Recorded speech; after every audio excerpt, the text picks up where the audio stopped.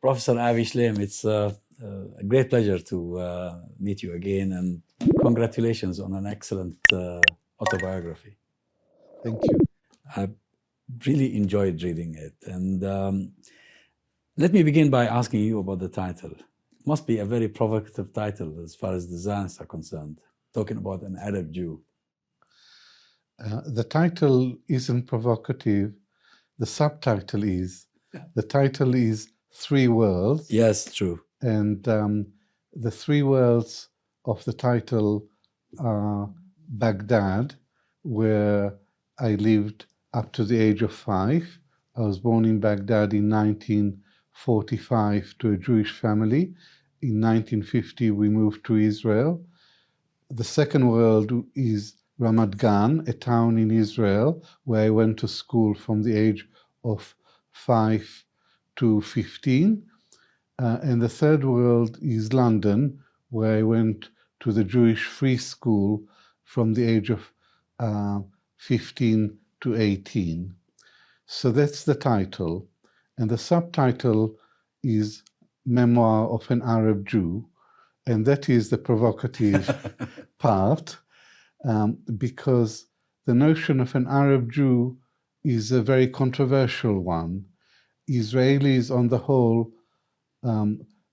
dislike this term, and they would argue that it's a contradiction in terms, that it's an ontological impossibility, that if you're a Jew... an Arab and a Jew at the same time. You can't be both. If you're a Jew, you cannot be an Arab, and if you're an Arab, you cannot be a Jew.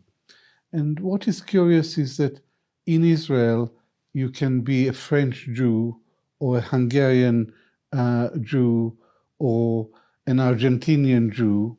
You can even be a German Jew, despite the association of Germany with the Holocaust.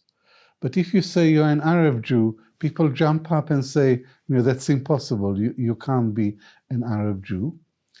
And I insist on my identity as an Arab Jew. I was born in Iraq, in Baghdad. We were a Jewish family, but we were Arab Jews. And we spoke Arabic at home, only Arabic at home. My father couldn't speak any other language. Our way of life was an Arab way of life. Our culture was Arab culture.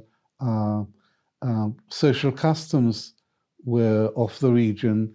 Our food was a delicious food of the region. My parents' music was an attractive blend of Jewish and Arab music. Your father loved Kulthum. My father loved Kulthum, and so do I. I've taken after him in this respect. She's my favorite singer.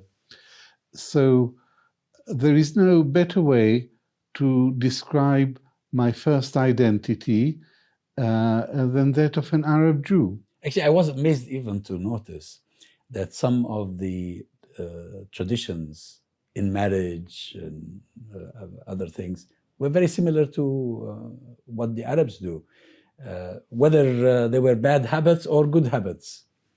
They're shared on both sides. Indeed, because we're part of the same society. We lived in the same country.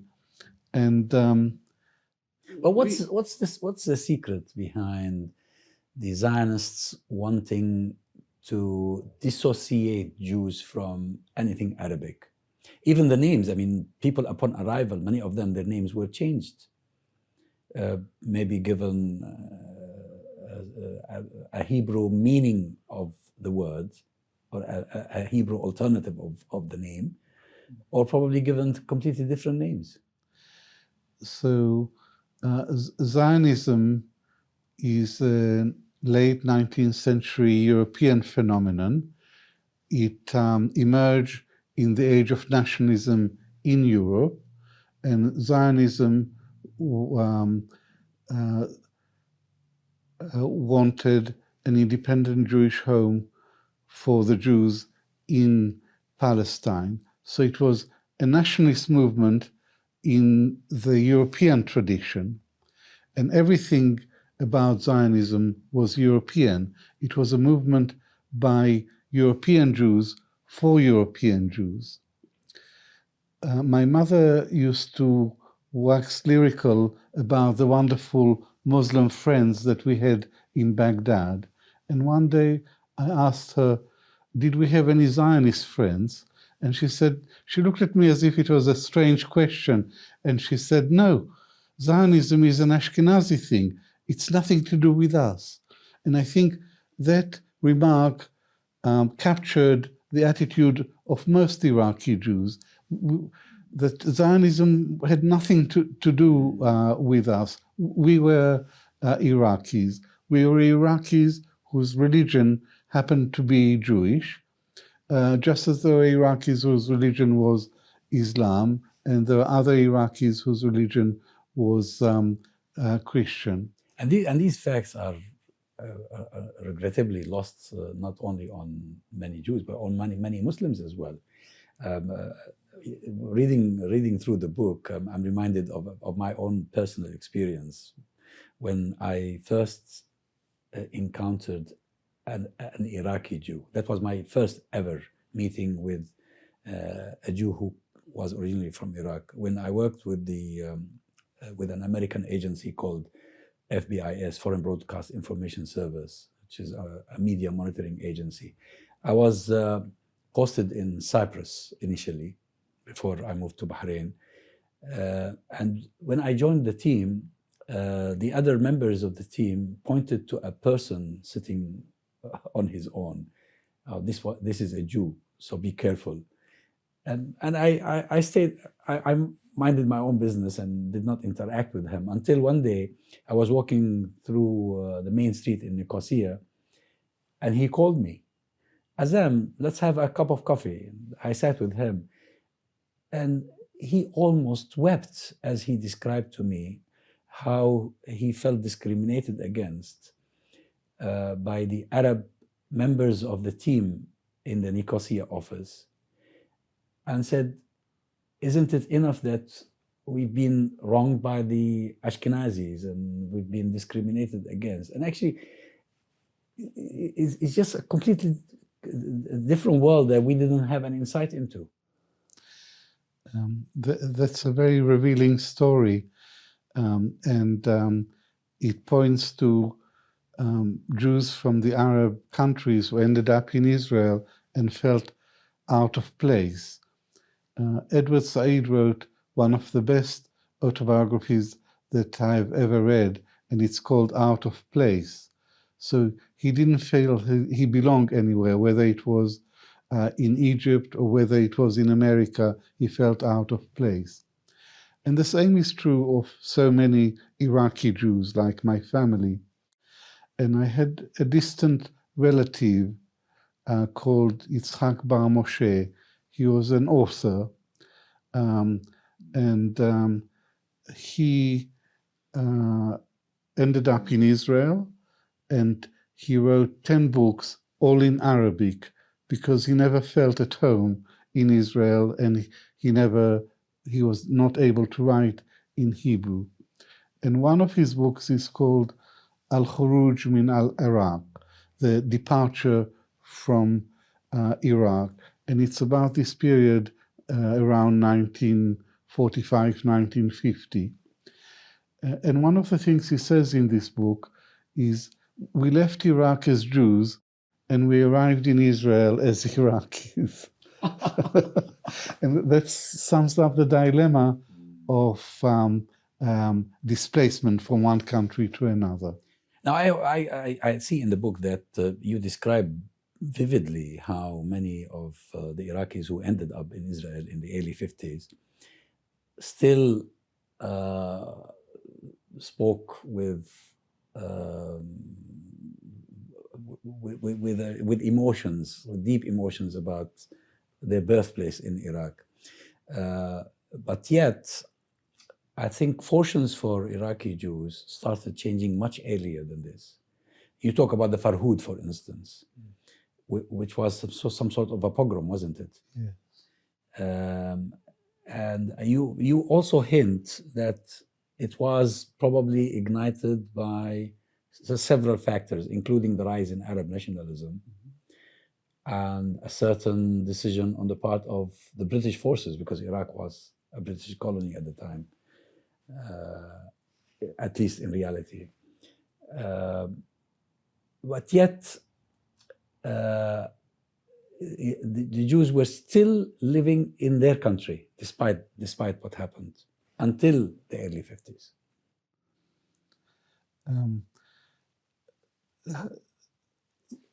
Iraq was the homeland of the Jews, and we had been in Iraq since the Babylonian exile in the 6th century BC.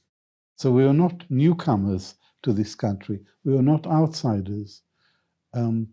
This was our homeland. Yeah, in the epilogue you say we were not aliens, we were citizens. Yeah. And Iraq had a long tradition of religious tolerance. And in Iraq there were many minorities. There were Christians, there were Chaldean Catholics, there were Assyrians, Turkomans, Circassians, and there were Jews. The Jews were one minority among many. They didn't stand out. In Europe, they were the other. In Iraq, they were not. Europe had a Jewish problem. Iraq did not have a Jewish problem. So that was the experience of the Jews as one minority among others for centuries. Things began to change only in the interwar period with the rise of nationalism. And nationalism, there was the rise of Arab nationalism after the First World War, but also Jewish nationalism or Zionism. They rose in parallel. And both were reactions, actually, when they were reactions to changes that were happening in Europe, or the Europeans were responsible for. And Arab nationalism was a reaction, and Palestinian nationalism was a reaction to Zionism. And some Zionist scholars say Palestinian nationalism wasn't a genuine thing. It was just a negative response to Zionism. And I say most nationalist movements are a response to something. But what all nationalist movements have in common is that they are divisive. They are a negative force. You can be a patriot and love your country, but for nationalism you need an enemy, and you focus. So it's a very divisive force, and it stops us treating one another as human beings and treating one another as the enemy. Marilyn Monroe wrote in her scrapbook that nationalism stops us thinking, and Arab nationalism was exclusive, negative force, and it was hostile to the Jews. It said that the Jews didn't belong in Iraq, that they were outsiders, they were fifth column, and they should be thrown out. And Zionism was also an exclusive movement. It wanted a national home for the Jews in Palestine, and the Zionist movement embarked after the Balfour Declaration in 1917.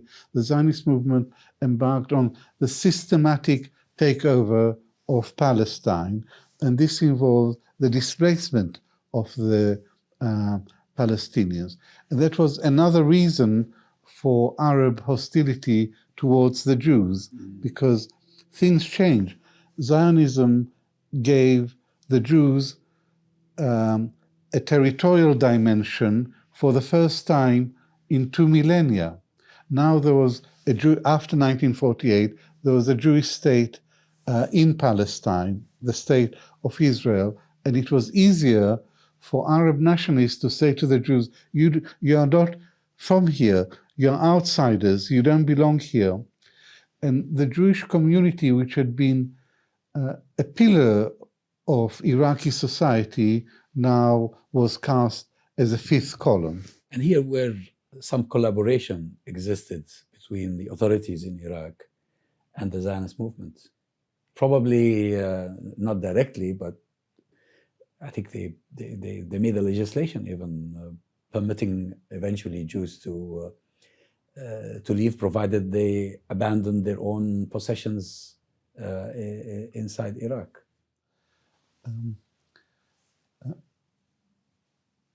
After the 1948 war, there was growing hostility towards the Jews in Iraq because the Iraqi army fought in the war for Palestine.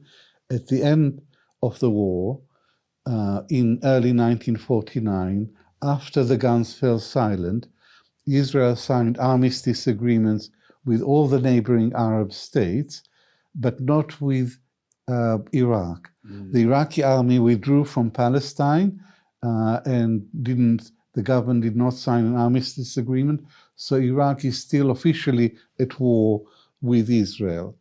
But in the aftermath of the war, there was growing popular hostility towards the Jews and also persecution by the government of the Jews. Jews were dismissed from their jobs in the government.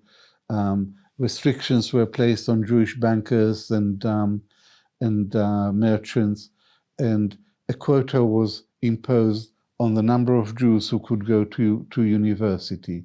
So there was a government-led hostility towards the Jews, and that's why some Jews began to leave the country illegally across the border into Iran, and then they ended up in Israel. But in March 1950, the Iraqi government passed a law which said any Jew who wants to leave the country is free to do so.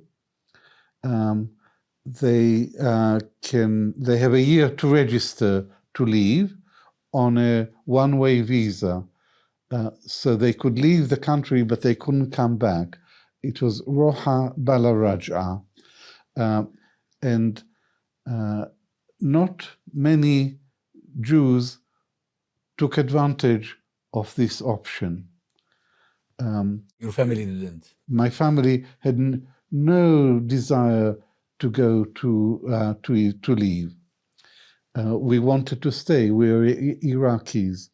Eventually, we were forced to leave. We had to leave because life became unsafe. But for the Jewish community as a whole, they were well integrated into Iraqi society, and the great majority didn't want to register. At the end of the year, the Iraqi government passed another law which said any Iraqi who has relinquished his citizenship thereby also forfeited all his rights as a citizen. And this was a devastating blow to the Jews who had registered to leave, because it meant their bank accounts were frozen, their houses were taken over, all their possessions and their businesses, so they were left in a state of limbo. And the only place they could go to was Israel, because no other country would take them. And the state of Israel organized transport for all the Jews who wanted to leave. So in March 1950, when the law was passed, the first law was passed, there were about 135,000 Jews in Iraq. By the end of 1952, there were about 10,000 left in Iraq, and they were well treated, but 125,000 Jews already left. All left, all ended in Israel, penniless. They were allowed to take one suitcase and 50 dinars, and they arrived in Israel penniless. So that's what happened in 1951. In the book, you raise the issue, although from what I read, it remains a bit controversial as to whether there was collaboration between the Zionists and the authorities in Iraq, so that properties confiscated from the Jews of Iraq could eventually, if Palestinians were to be compensated, treated as the equivalent, and that's it. We took, the Zionists would say, yes, we took Palestinian properties, but you took Jewish properties, so one for one, or something of this sort. The rumors that there was a secret agreement between David Ben-Gurion's government and Nouri al-Said's government during this period, and Israel wanted the Jews of Iraq. Israel was desperate for manpower, and apparently, so the rumor goes, so the story goes, the Iraqi government was prepared to let the Jews leave, but not with their property and wealth, because that would lead to the collapse of the Iraqi economy. And according to this theory, the Israeli government agreed that the Iraq would let the Jews leave, but without the assets and wealth. I investigated this theory, but I couldn't find any evidence of an agreement. So it remains rumor-based. It's rumor-based that there was an agreement. But then there is the other element that you raised, because in 1948, the birth of Israel and the war led to 750,000 Palestinian refugees. And I won't go into the question of Israeli responsibility. I think Israel was largely responsible for the Palestinian refugee problem, but that's another issue in which I'm involved as a new historian, a revisionist historian.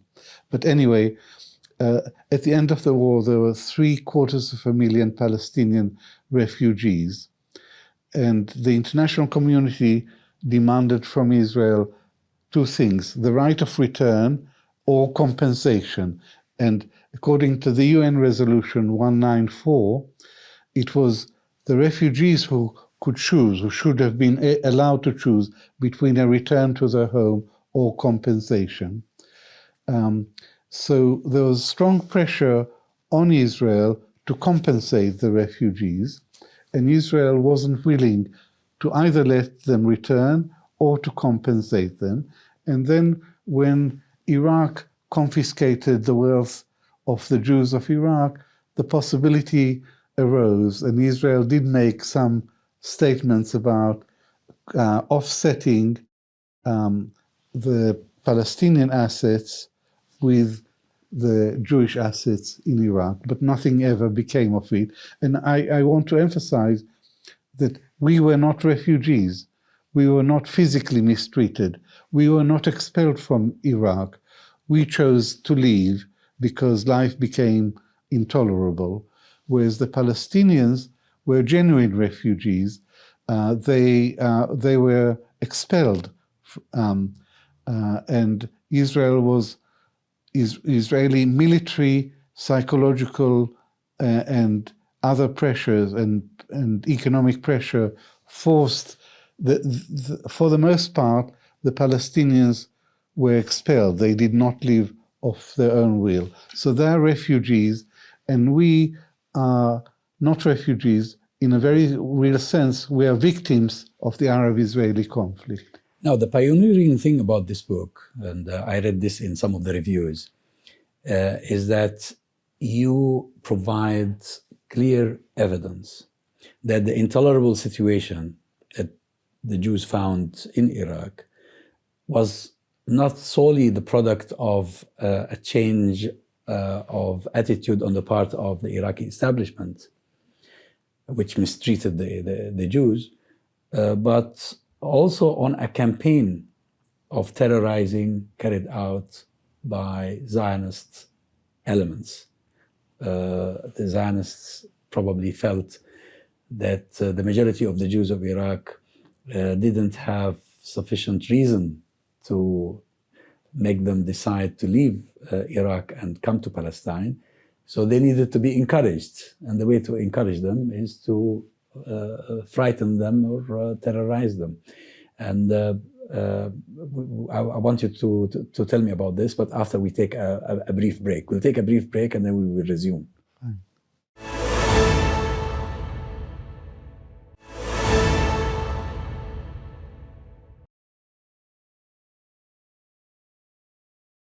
Professor Avi, I asked you a question before we took the break about what the Zionists actually did in Iraq to provoke such a massive exodus of Iraqi Jews. But before that, it just occurred to me to mention that Avi is short for Abraham. You were originally Abraham. You used to be called Abi, and now you are called Avi. And these are some of the changes that happened upon settling in Palestine. Well, my original name was Abraham. It's a Jewish name. I was named after my paternal grandfather. But my Iraqi civil registration certificate calls me Ibrahim. The Arabic way of mentioning Ibrahim.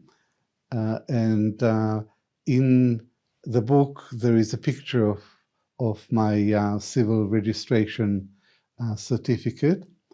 And when the head of ISIS was, what was his name? They've had several ones. The first one, the one who spoke in Mosul. He was Ibrahim al-Baghdadi. Al-Baghdadi, yes. That wasn't his real name. His real name was Abu Bakr al-Baghdadi. Abu Bakr al-Baghdadi. Abu Bakr al-Baghdadi, and he styled himself Caliph Ibrahim al-Baghdadi, and I think he stole my identity because I was the original Ibrahim al-Baghdadi. Oh, really?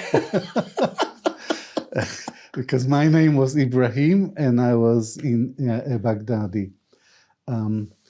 Anyway, sorry. So let's talk about this, because this is really what distinguishes your book, the what you consider to be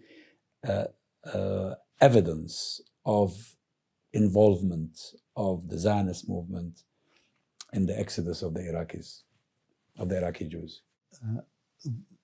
This is chapter 7 of the book. It's called Baghdad Bombshell, and it's the most explosive chapter in the book, and it concerns events that happened in Baghdad in 1950-51 after the law was passed allowing Jews to leave voluntarily, to leave the country voluntarily. And there wasn't a big take-up of this offer. And in the next year, 5 bombs exploded in Jewish sites in Baghdad. Some were synagogues, some were clubs. One was in a cafe, Al-Baida, and 2 were in Jewish businesses, a car dealership. And the most famous one was in 1951, a hand grenade was thrown into the Mas'uda Shem Tov synagogue. And that was the only one in which people died. All the others, there was minor damage to property, 1 or 2 people were injured. But when the hand grenade was thrown into the courtyard of the Mas'uda Shem Tov synagogue, by accident, the hand grenade hit an electricity pylon, and as a result, 4 Jews were killed. So this was a really important episode, which frightened the Jews and created a panic and accelerated the registration to leave the country. And I've always been interested in this subject because there were always rumors that Israel had a hand in the bombs. And all my family and relatives and the Iraqi Jews that I knew were convinced that Israel had a hand in this. And whether true or not, that's what they believed, and that fueled the resentment of Israel. And they used to talk about it. They used to talk about it a lot, and it fueled their resentment. So I was very interested in getting to the bottom of this story. I wanted to find out whether it's true or not, because if true, it's very, very damning about Israel. And in 1981, I spent a sabbatical year in Israel. I spent the whole year in the state archives reading documents, which I later used in my books. And one day I ordered 2 files on Iraq 1950, and they were not released. So I still classified, although Israel has a 30-year rule, and more than 30 years had gone by. So I asked the state archivist, why don't you release them? And he said, I'll look into it. And the next day he came back to me and he said, there are some Mossad documents in these files. So I thought, aha, they're hiding something. I said to him, why don't you remove the Mossad documents and release the foreign ministry documents, like the rest of the foreign ministry documents that you released? And he said, I'll check for you. And the next day, the following day, he came back to me and he said, I'm afraid it's not possible. These whole 4 files have to remain classified. They must be related, the documents. Yes.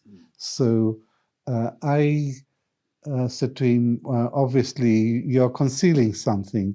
And he said, no, I read everything in these 2 files, and there is no trace of any incriminating evidence. That's what he said. That's what he said. He had read them, and he assured me that there is nothing about complicity or involvement in the bombs. So I had to suspend judgment because I'm not a conspiracy theorist. You need evidence. I needed hard evidence, and I didn't find it until many, many years later when I was writing this book, and I met an elderly Iraqi Jew called Yaakov Karkukli, a friend of my mother's, and he told me that he was involved in the underground, the Zionist underground. He was an activist in Iraq. He was an ardent Zionist then, and he remained an ardent Zionist, and he was a great supporter of the Likud. And he talked to me about the activities of himself and his colleagues, like forging documents. And he also told me that and organizing the illegal and then the legal migration of the Jews. And he told me that one of his colleagues was called he was called Yosef Basri. He was a young Jewish lawyer, very, very smart, and he was responsible for 3 of the bombs. He was not responsible for the bomb in the synagogue, and he was not responsible for the one in the cafe, but the 3 other bombs he was responsible for. This is Karkukli's testimony, which I recorded, verbal testimony. And he said that a Mossad officer was Basri's controller, The Mossad officer was called Max Binet. He was based in Tehran because in those days the Shah's Iran had covert relations with the State of Israel, so he could operate freely from Tehran. And under orders from his Mossad controller, Basri was responsible for 3 of the bombs. So I said to Kalkukli, this all fits with all the circumstantial evidence and everything that I know. But your say-so is not good enough for me. I need hard evidence. And one day he produced a page, which was an Iraqi police report, which gave a lot of details, names, and gave a lot of details of what Basri said in the interrogation and what his assistant also said. And this page was inside knowledge that no one else who was not in the police could have known. But the page is on plain paper, and there is no heading, there is no letter heading, there is no date, and there is no name. Probably it was part of a bigger report. Yes, and this page is reprinted in my book, but it was part of a bigger report. And I continued my investigations and made contact with an Iraqi journalist whose name is Shamil Abdul Qadir. Shamil Abdul Qadir had written a book called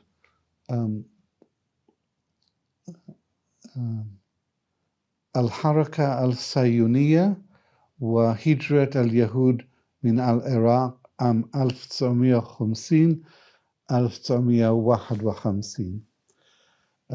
The Zionist underground and the migration of the Jews of Iraq, 1950-51. This book was not translated into English, but just now there is a second edition, a new edition of this book. In Arabic? In Arabic. And I made contact with Abdul Qadir, and he confirmed to me that my page is authentic and genuine, that it is part of a much bigger police file. And he sent me the covering page of the police file. It's about the interrogation of the bombs. And the police file is 258 pages long. And my page is not just one page, but it incorporates information from the big file. So now I can say with certainty that this is an authentic, genuine police document.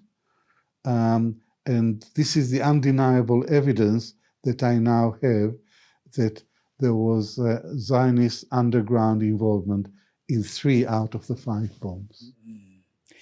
Now, another thing that you really assign some really good portion of the book to is how the Iraqis, upon arrival in Palestine, were treated. Probably your family, as I read, was not exactly treated in that manner, but most of them were put in camps first, and they were even sprayed with DDT. And that must have been a most humiliating experience.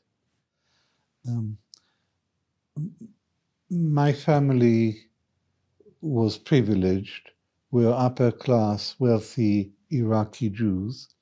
And my mother had a British passport because her father was an interpreter for the British forces in Iraq and the British consulate. And 2 of her brothers were officers in British intelligence. They were essentially interpreters.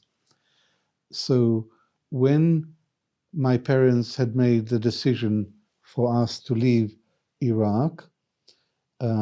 My mother, my grandmother, Musli, my two sisters and I left Iraq, left Baghdad on a regular flight to Nicosia in Cyprus. And from there we continued by boat to Haifa, to Israel. So we did not go through the process that the great majority of Iraqi Jews went through. And my father, he didn't want to leave Iraq until it was absolutely inescapable, inevitable. And he didn't leave legally. He left illegally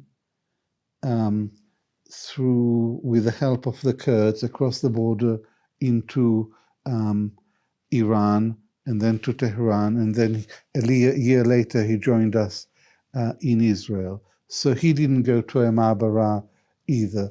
Our experience is not representative. The very great majority of the Jews from Iraq arrived in Israel, and when they arrived with one suitcase and 50 dinars, and when they arrived at the airport, they were sprayed with DDT, with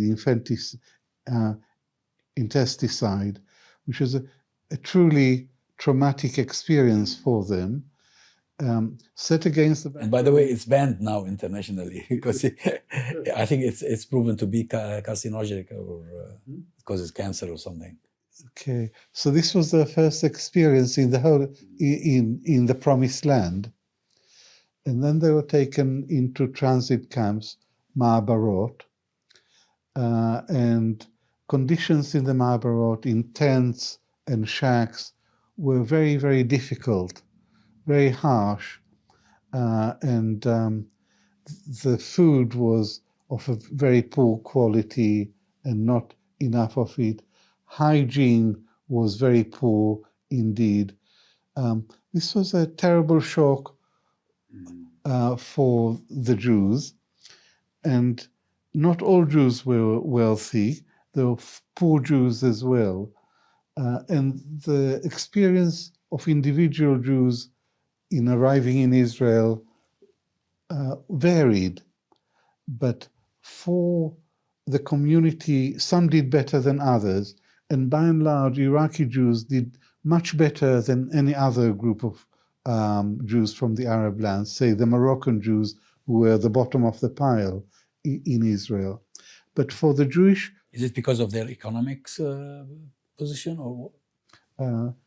The Jews of Iraq left en bloc the whole community with their professional classes, with their doctors and lawyers, with their leaders, and they're by and large better educated. And also the Mapai, the Labour Party, the ruling party, co-opted some Iraqi leaders, so they, whereas in Morocco, there are about 300,000 Moroccans who arrived in Israel. Their leaders and the upper classes tended to go to Paris rather than come to Israel. So they were leaderless in Israel, and they were the bottom of the pile. So the Iraqi Jewish community did better than other Iraqi Jewish communities, than other Arab Jewish communities in Israel. But for the Iraqi Jewish community as a whole, the experience was like a tree being pulled up by the roots. And it was a very sharp and abrupt end to 2.5 millennia of life in the homeland. Is this the source of the sense of inferiority that they had, or is it the treatment they received as well?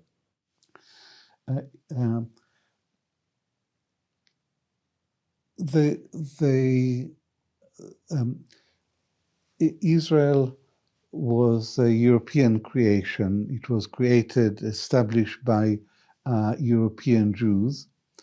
And there was a sense that everything European was superior and everything Arab was inferior, and the Arabs were the enemy. Arabic was the language of the enemy. There was a sense that Arabic was a primitive, guttural language and the language of the enemy. But also, everything Arab was considered inferior and rather backward and primitive. Except for the food now. except for the food, for the falafel and hummus. They're claiming everything now. Yeah, they now claim it's Israeli inventions. I didn't encounter direct discrimination as a boy of 5, but I looked around me and it was in the air that everything Arab was something to be embarrassed about. And I became very embarrassed. I was very embarrassed when my father talked to me in Arabic in the street. I had a sense of inferiority that defined my relationship with Israeli society. So I'm not saying there was official discrimination or actual discrimination against Oriental Jews. Just the feelings within It's you. a subjective feeling in me, and it was in the air. I internalized the values of my new society. And I think that was the experience of, in this sense, I was quite typical, because in the Ma'abarot, the managers of the Ma'abarot were Ashkenazi Jews from Eastern Europe who knew nothing about our rich civilization, our culture, our achievements in Iraq, our status in Iraq. They thought we were refugees from Arab countries fleeing persecution, that Israel offered us a haven, and we should be, instead of whinging and complaining, Should be thankful. should be thankful for what we were getting. So it wasn't a good start for relations between Oriental Jews and Ashkenazi society. Now that sort of feeling was apparently, as I read in the book, prevalent among your generation, or probably people who were older than you. But nowadays, if we move forward and come to the current, to the contemporary times, some of the staunchest Zionists in Israel today are descendants of Jews who came from the Arab lands. What happened over the past 2 or 3 generations? What made them? I mean, people like Ben Gvir and the others who are leading the settlement movement, or express daily their hatred for the Palestinians or for the Arabs. What happened to them? The Mizrahi Jews, that's a collective noun for Jews who came from all Arab lands. The Mizrahi Jews in Israel largely support the parties of the right, including Iraqi Jews who vote for the Likud. And the official explanation of this phenomenon is that Arab Jews lived with Arabs. They know what they're like. So they hate them. They hate them because they know what they're like, and they understand the Arab mentality in inverted. But of course, this is not true, at least of the first generation. Completely not true. And also, they say they know that Arabs only respect the language of force, which is completely untrue. So that's the official Zionist narrative. It says the Jews vote for the parties of the right because they know what Arabs are really like, and they know that the Arab countries hate us and they want to throw us into the sea. And I say that Arabs vote for the right-wing parties because they were indoctrinated in Israel to see the Arabs as an enemy and to hate Arabs. So this is the product of the education system. Yes. It's the product of the education system, of Zionist education. It's the education that I received at school. We learned a lot about the history of the Jews of Europe and about the Holocaust, but we weren't taught anything about the history of the Jews in the Arab lands. So there was a systematic attempt at schools to create a new Jew, a new Israeli who was proud and self-reliant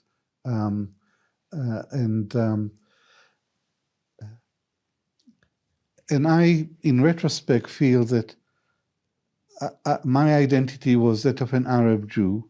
Then there was an attempt to erase that identity and give me a new identity with which I wasn't quite comfortable. But for the Jews, to return to the question of why Jews from Arab lands vote for right-wing parties, I think there is also an element of wanting to belong, wanting to be accepted. And you are accepted if you are an Israeli nationalist and you speak the language of Israeli nationalism. They needed to fit in. To fit in, and also to establish your status, your social status in the hierarchy, that you're superior to Arabs. It's a bit like poor American whites in America who are racist, who look down on the blacks because that established them as superior to the blacks. It's rather similar that Mizrahi Jews vote, not all of them, but many of them vote for the parties of the right and nationalist parties in order to establish their credentials as good Israelis and nationalist Israelis. And this is an important phenomenon because had it not been for the large proportion of Mizrahim who vote for the Likud and other parties that are right-wing, if it hadn't been for that, then the Likud would not have come to power back in 1977, and they wouldn't still be in power today. Well, Professor Avi Shalaim, it's really a great pleasure talking to you. And once again, it's a marvelous book, and I enjoyed reading it. And I do really hope that very soon we will see an Arabic edition of it. Thank you very much for the conversation. And there is going to be an Arabic edition of this book. So I hope that your listeners would be able to read the book in Arabic. And I also look forward to reading it in Arabic. Thank you very much. Thank you.